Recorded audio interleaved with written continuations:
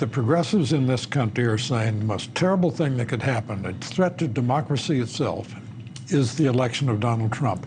Yet his authoritarian proclivities, if such there are, if he does want to derogate Congress's power of spending by impounding funds or deciding what not, or repurposing funds, if he wants to test the limits of the Insurrection Act by sending troops to put down uprisings in the United States, well, who's going to stop him? The courts are. Congress won't. The courts must. And at this very moment that they're saying, on the one hand, Trump is an existential threat to democracy, they're undermining the institution most apt to thwart Mr. Trump or anyone else. So is that just speak to how short-sighted American politics is? Short-sighted barely begins to describe it. It's looking not beyond the next few months. Alexander Hamilton famously said, the judicial branch is the least dangerous branch.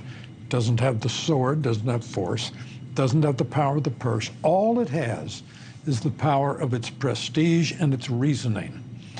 The current attack on the justices over flying flags and taking trips with rich friends, all is part of, as you just said, of a comprehensive plan to delegitimize the court. So you said plan, which I think is interesting because that denotes that there is at least some agreement among those who are part of the plan. Here's Nicole Wallace on MSNBC. It's not the media coverage of the court. It is the way the court functions and the way the court seems to relish the public's perception of it as lacking ethics, lacking transparency, and being a willing partisan player. Ginny Thomas and Mrs. Alito are on the side where the Department of Justice has sent hundreds of people to jail. That is the side they're on, the criminals. Is there a legitimate critique, though, that the court has allowed itself to become, certain justices certainly, become political actors? I do not think that's fair. I think all of the beauties of the Supreme Court decisions is that they have to be reasoned. The reason is put in writing and can be read and argued about by people. I do not think you can say that these people are acting politically. The fact is, the Democrats have benefited tremendously from the political fallout of the nationwide debate ignited by the court in the Dobbs decision that overturned Roe v. Wade. It's what they run on.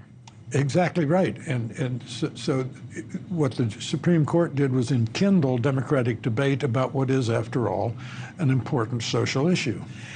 It's interesting because as you listen to the critiques of the Supreme Court, it is rarely about the reasoning of the law, and different people can interpret the Constitution in different ways. I don't think anybody's surprised by the appointees and of the various presidents and how they have interpreted the Constitution. Here's some of the Democrats' attacks, meaning elected members of the House and Senate, on the Supreme Court.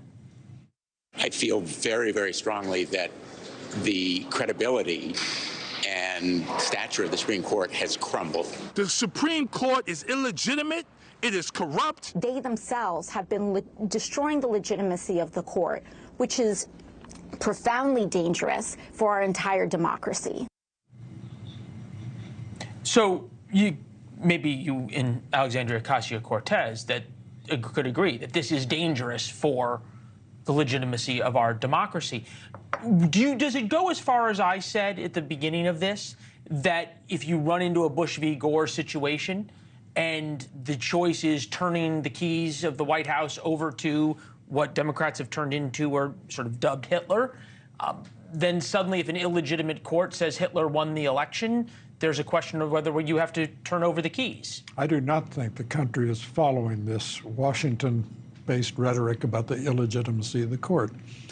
Leland, in the 1950s, if you drove through the South in this country, you'd see big billboards, impeach Earl Warren.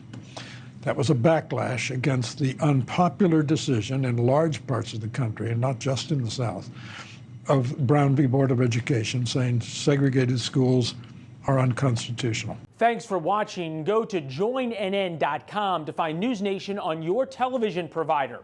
And don't forget to click the red subscribe button below to get more of NewsNation's fact-driven, unbiased coverage.